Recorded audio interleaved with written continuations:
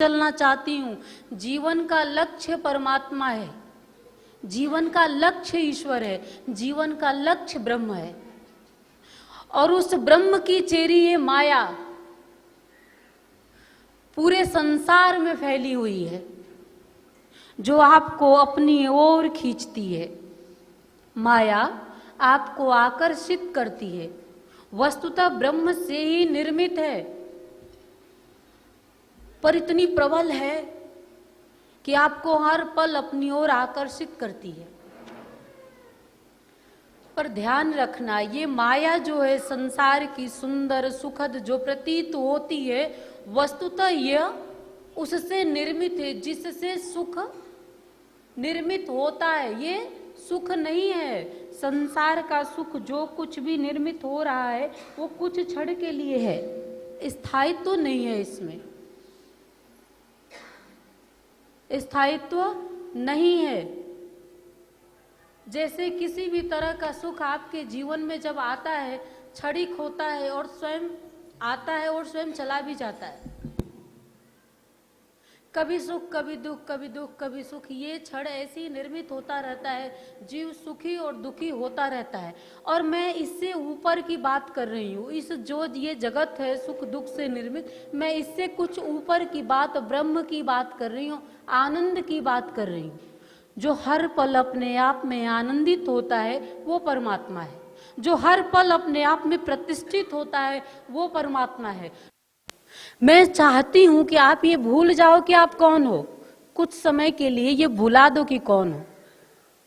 किसी पद में नहीं हो, किसी प्रतिष्ठा में नहीं हो, कुछ भी मत मानो। सिर्फ अपने आप को ये मान लो कि मैं आत्मा हूं, प्रेयसी हूं और अपने प्रियतम परमात्मा से मिलना है। ये योग कौन कराएगा? किसके माध्यम से होगा? सद्गुरु के माध्यम से। इस संसार सागर में कभी भी कोई जीव यदि उपलब्ध हुआ है तो उसके जीवन में कोई गुरु आया है। गुरु भी उपलब्ध होता है। जैसे यहाँ ये चित्र है, हमारे गुरु के ये गुरु हैं, इनका भी कोई गुरु होगा, उनका भी कोई गुरु होगा। ये एक क्रम है कि गुरु के माध्यम से ही, क्योंकि गुरु करता क्या है? मार्गदर्शन देता है। वो बताता है कि कौन हो, किसे ढूंढना है, तुम्हारे जीवन की गति क्या होनी चाहिए, किस ओर तुम्हें जाना है, किस ओर पूर्णता है जीव की, ये बताने वाला संसार में यदि कोई होता है तो सद्गुरु होता है। माता पिता जन्म देते हैं, माता पिता पालन पोषण करते हैं, पर पूर्णता यदि कोई इस संसार में देता है तो सिर्फ और सिर्फ सद्गुरु देता है।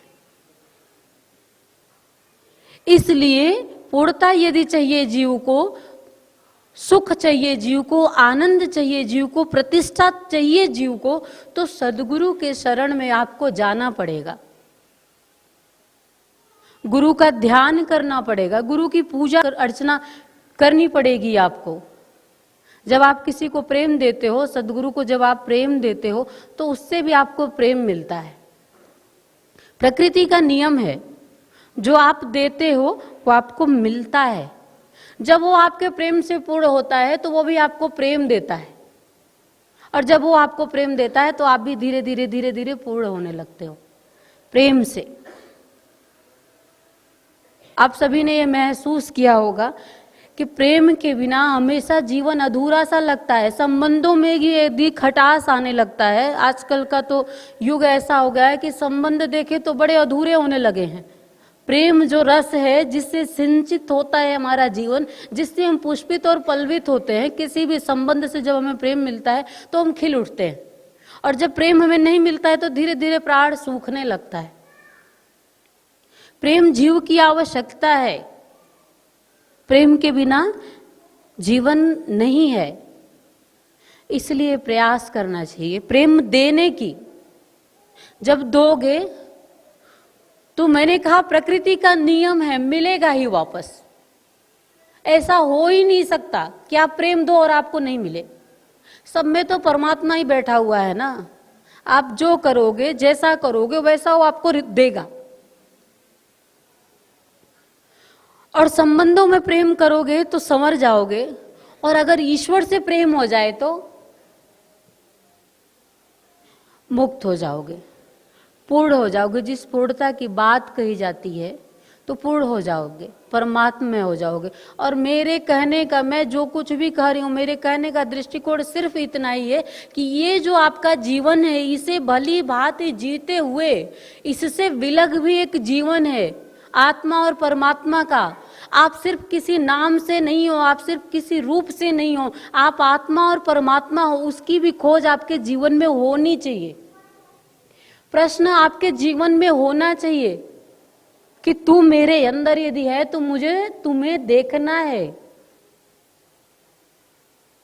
सिर्फ संसार की प्रतिष्ठा से आप पूर्ण नहीं हो जाते हो। संसार की प्रतिष्ठा आवश्यक है आपके लिए, अच्छा भी है, सुंदर भी है, होना भी चाहिए। पर इससे विलग एक और भी सुंदर सी दुनिया है जिसकी ओर मैं ले चलना चाहती हूं।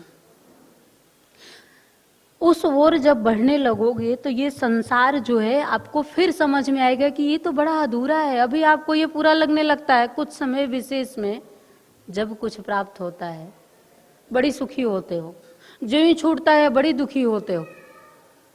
फिर याद आता है कि ये पूर्णता नहीं है, सब पा लिया फिर भी मैं दुखी हूं। फिर क्या चाहिए, क्या पूर्ण है इस संसार सागर में? ये मैंने अपने सदगुरु के माध्यम से एहसास किया है। ये मैं अपनी बात बता रही हूं, कोई रटी रटाई पढ़ी लिखी बातें मैं नहीं करती हूं। मैं जो कह रही हूं ये मेरा अनुभव है। मैंने अपने सदगुरु के माध्यम से उस सत्ता को अपने में एहसास किया। जब भी मैं उसके करीब जाती हूं वो पूर्ण लगता है। जब भी मैं उसके करीब जाती हूं वो आनंद लगता है। ऐसा लगता है कि संसार में कुछ भी वैसा सुखद है ही नहीं। वो जो रस मेरे ही अंदर से निकलता है, सबसे बड़ी बात है कि वो मेरे ही अंदर से निकलता है। और हम क्या करते हैं, संसार में सुख ढूंढने चलते हैं। हमेशा जीव संसार की ओर भागता है। ये कर लूं तो सुखी हो जाऊं, ये पाल लूं तो सुखी हो जाऊं, ये बन जाऊं तो सुखी हो जाऊं। याद रखना, कुछ भी बन जाओगे सुखी नहीं होगे, ऐसे क्रम में चलते रहोगे। तो ये सब जीते हुए, सब करते हुए आ जाओ एक बार फिर उस ओर जहां पे सिर्फ और सिर्फ आनंद है, जहां पे सिर्फ और सिर्फ परमानंद है।